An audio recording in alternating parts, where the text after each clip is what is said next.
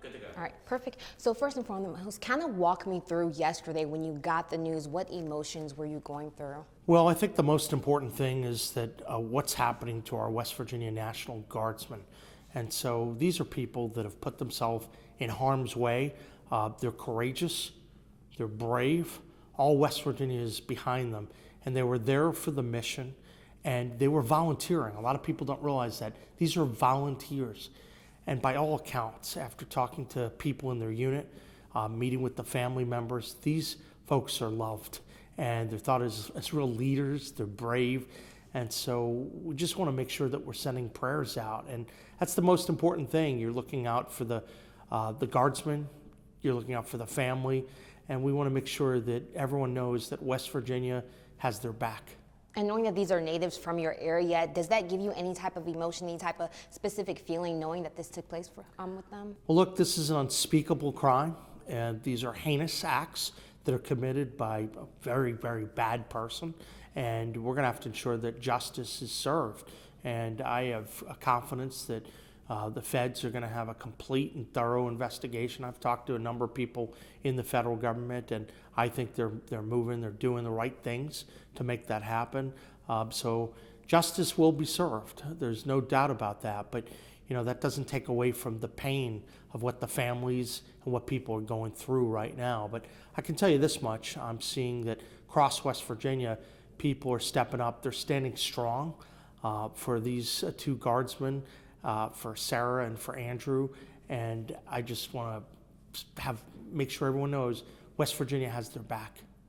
So we know there was some conflicting information yesterday with the news. Originally, you mentioned that they passed away, and then you said that it was conflicting information. Can you kind of just walk us through it? Well, I think it's important. Sometimes you get what you think is very credible and very reliable information on the ground.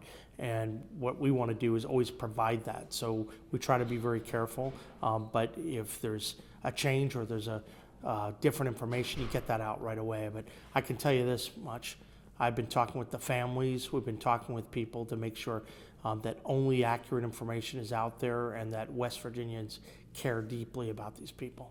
And have you been on the scene? I know you've spoken to the families. What are those conversations like, and what are you feeling when you're out there? Well, I can say this, that some of the people in the unit, some of the people in the families, the only thing they've asked for are prayers, that they're just excited about West Virginians coming together and standing strong for them. And then in terms of the suspect, we're learning more information about him. 29 years old, originally from Afghanistan, drove from Washington State to the D.C. area. How do you feel about that? Well, look, I can't speak to all the issues with the suspect, but I can tell you that this warrants a complete and full investigation, and it's got to get done. It's got to get done right under our criminal justice system, and I expect that that's going to happen. But justice needs to be served in this case. And at this point, we know that President Trump is looking to bring 500 more troops in this area. Yeah. Knowing what happened to troops from your state, do you think that's still needed at this point? Look, I think that the troops were there for a purpose, and the purpose was to, among other things, to reduce crime. I think they were achieving their purpose. And so I'm very proud of everything that they did. And my focus right now is just on the families, and it's on the state, and that's what we're going to talk about today. But these people were brave, they were courageous, and they did their job. Look what happened in Washington, D.C. when they were there. Crime drops tremendously because of their hard work and the work of many others. And I think that's something America should be proud of tonight. What do you want to see at the end of the day? We want to make sure that we're sending prayers out, and we're supporting our families who are in need and our guards folks who are in need, and that's critical, and we want to make sure that justice is done. Anything else I should have asked?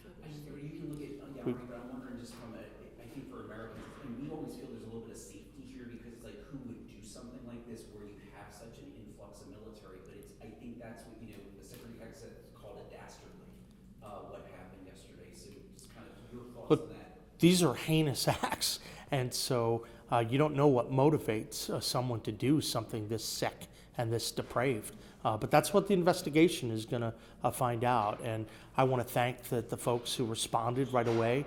We had West Virginia Guardsperson right there, and they return fire and neutralize the person. I think that's really, really important.